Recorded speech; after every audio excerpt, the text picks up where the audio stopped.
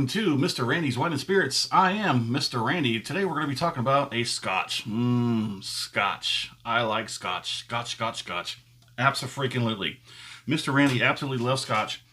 So much so now to a point it's very hard for Mr. Randy to reach for any other bottle on his shelves, but we are definitely starting to move up in the whiskey world, my friends. Yes, we are. So let's get into it, shall we? So this is a Laphroaig. It is an Islay single malt Scotch whiskey from the islands of over on western Scotland. It is chill filtered, correct? Or did I misinterpret? I thought that these were not chill filtered. Maybe I'm wrong, but that's what I wrote down in my notes somewhere because it is what it is. Let's take a look at the can it came in. So, created from Hand Select. So, the Select, I think it's on here somewhere.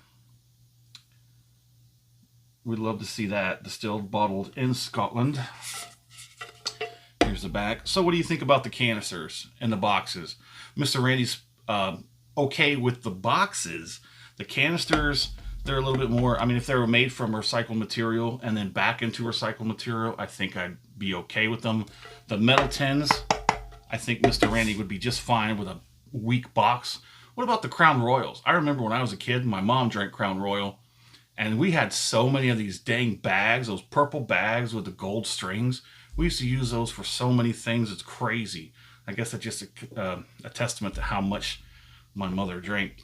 But enough of his childhood traumas. Let's talk about a Scotch. So we'll move up a little bit on here. So this is a selection of different of the Laphroaigs. You can see there the quarter cask, the PX, and the triple wood. So now that we're done with that, bye-bye. So now on to the bottle, shall we? While we continue talking, let's go ahead and let's take a look at that cork. They did change a few things. Yeah, thanks for that. It's a little bit of a tight cork, man. Let's get a pour on, shall we? Look how light that is. Now it is darker because of the sherry and the other casks, but that's a pretty light. That's where is Mr. Randy's handy dandy color. It's on the floor. That's where you belong, on the floor. Handy dandy whiskey color scale. I'm gonna do this off screen real quick. Oh, that's really pale. We're on the second level. I would say that is probably more towards a pale brown to a medium brown, somewhere between those two. We'll just let that hang at that. Put you back on the floor where you belong.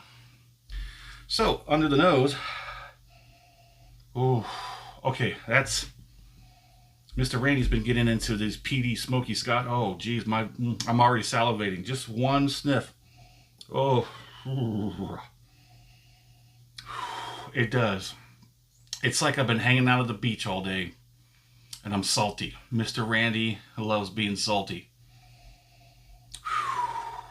Yeah, so this is a Beam Suntory product.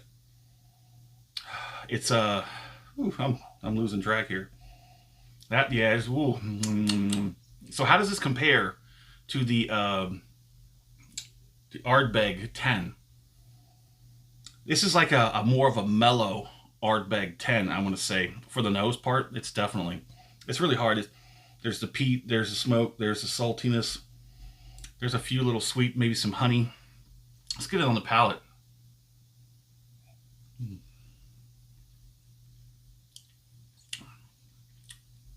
That is a lot.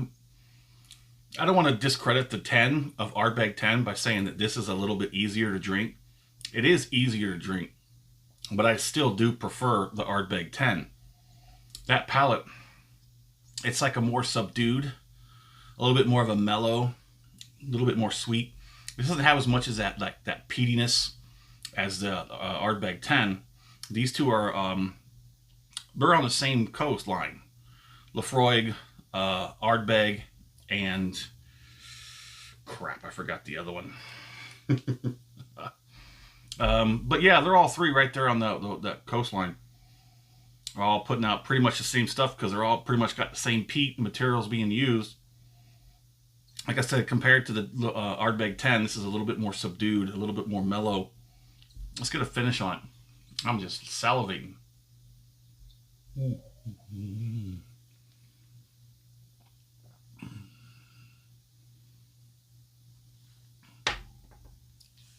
I've been watching a lot of distillery videos.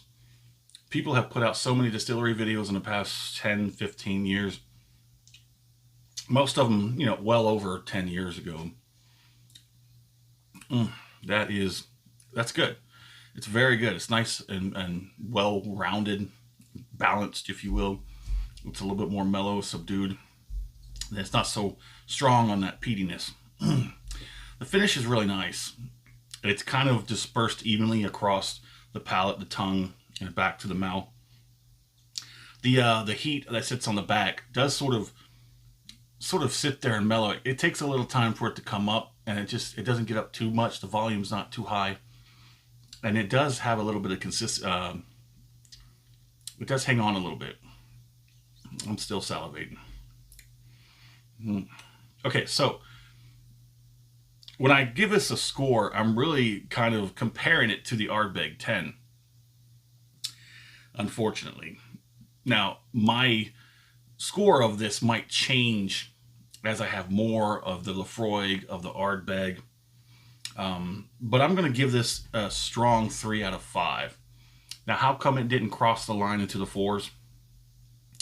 Well, Mr. Randy paid just under $60 out the door for this, which keeps me under my price ceiling. It does come in at 40%, which is nice. It could have bumped it up to a 43, I think, maybe. But I think it's nice for what it is. When I finally get a hold of the Laphroaig 10, I think I might change my mind. This might be worth having a revisit, which is a series in which I plan on doing. Once I get further down the line in my whiskey journey, and I start looking back and say, hey, I want to try that again and see what that compares to something new that I've tried. But like I said, the price point for $60, I could get, for a few dollars more, I can get the Ardbeg 10. Like I said, I am kind of comparing this to the Ardbeg 10. It's a little subdued, so if you have the Ardbeg 10 and it was a little much for you, and you've never had the Laphroaig Select, give it a try. Like I said, a little bit less than the Ardbeg 10, but still very much a lot like the Ardbeg 10. So my fair price on this, I'm going to have to compare the price points to this bottle. My fair price point for this bottle versus the McClelland's Islay. The McClelland's Islay comes in at $45 for their bottle. Now, I compare the Laphroaig Select very closely to the McClelland's Islay, but this just does edge out the McClelland's. So, for 45 bucks, I could have the McClelland's, which is just a little less than this Laphroaig Select. So, I think I would rather go with the McClelland's for the lesser, and then go for the Ardbeg 10 for the little bit better. You see what I'm saying? So, would I buy this again? I think, I probably will not. Unless it was a really good sale. Like, I mean, if someone was doing another liquidation sale, and I did not get this during my liquidation sale. I had other ones that were taking up all my budget bourbon, my, whiskey budget for a couple months. I blew it all on that liquidation sale. So, what do you think of the Laphroaigs? Have you tried them? Can you compare them to the Ardbeg? Let us know in the comments. Thanks for stopping by here at Mr. Randy's Wine and Spirits. I am Mr. Randy. You have a good one.